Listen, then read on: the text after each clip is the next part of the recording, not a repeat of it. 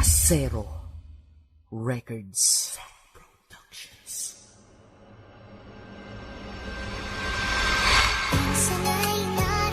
This is God Beats Productions exclusive. Yeah, hambog ng Sagpro. Kanta ko to para sa'yo. Ngayon ko lang gagawin to. Ninap.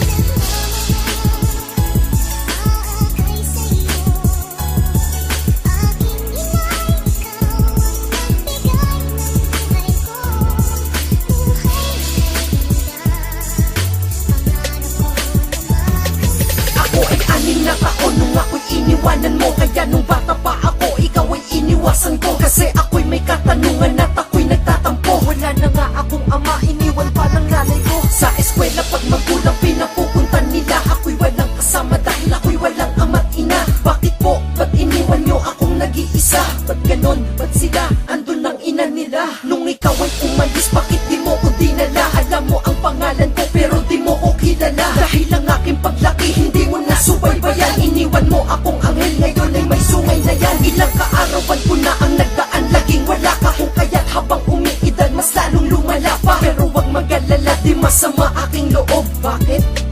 Pakinggan mo ang susunod. Kung may mga kasalanan sa inyo ang magulang nyo noon, bigyan nyo sila ng pagkakataon na magpaliwanag, bumawi. Kasi wala naman sigurong magulang na gugustuhin mapasama yung anak nila, diba? Siguro kaya lang tayo nagtatampo ng bata pa tayo dahil may mga bagay pa tayong mga hindi naiintindihan. Tsansa lang, bigyan nyo sila ng tsansa.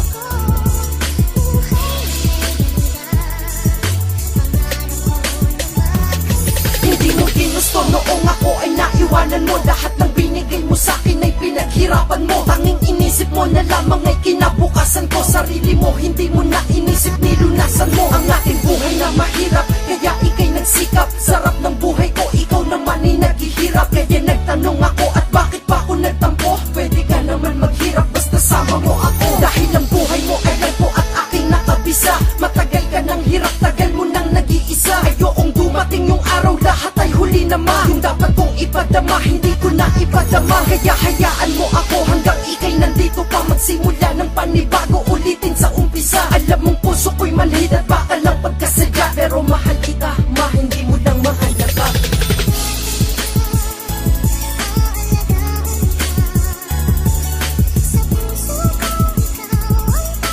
Minsan nahihiya tayo sa kanila na magsabi ng nararamdaman natin.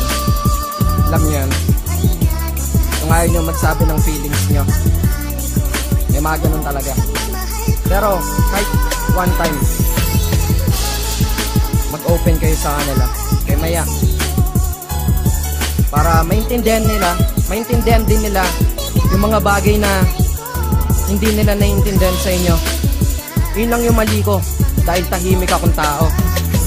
Hinahanap mo pa ang pagmamahal ng babae sa iba. Ang babae na tapat kung magmahal ay ang ina. Kahit madaming babae sa buhay mo, iiwanan ka din nila. Pero ang iyong inay ang siyang babae na matitira. Dahil ang isang inay ay kayang maghintay, magbago ang kanyang anak at di siya bibigay. Ngunit kanyang ibibigay lahat ng kayang ibigay. Kahit walang matira sa kanya, walang problema kay inay. Ang galing-galing nila, no? Kaya sana'y suklian natin sila kahit papano. Di usapan kung magkano, ang usapan ay paano. Ipakita at ipadama sa kanya kung gaano mo siya kamahal. At nagpapasalamat tayo sa pagmamahal nilang walang talo, laging panalo. Kung wala aking inay, walang hambog ng Sagpro. Hanggang dito na lang dahil naiiyak na nga ako. May pahabol pa ako.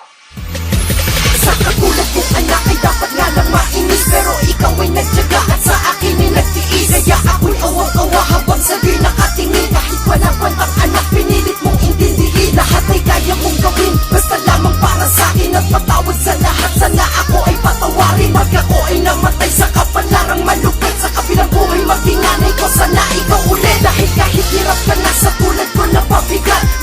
pa rin loob mo sa'kin, kaya halika. Pakinggan kang tanang anak mong suwail at pasaway. Ngunit tinanggap kong buo, naging mabuti kang inay. Kahit ngayon ako ay mayroon ng dalawang anak, ikwento ko sa kanila, ang lola nyo ay nagpaka ng luha, pawis at dugo, at laging nasa tabi ko. Kaya salamat, Ermats, ikaw kakampi ko. Salamat, Ermats. Ikaw kakampi ko. Salamat na.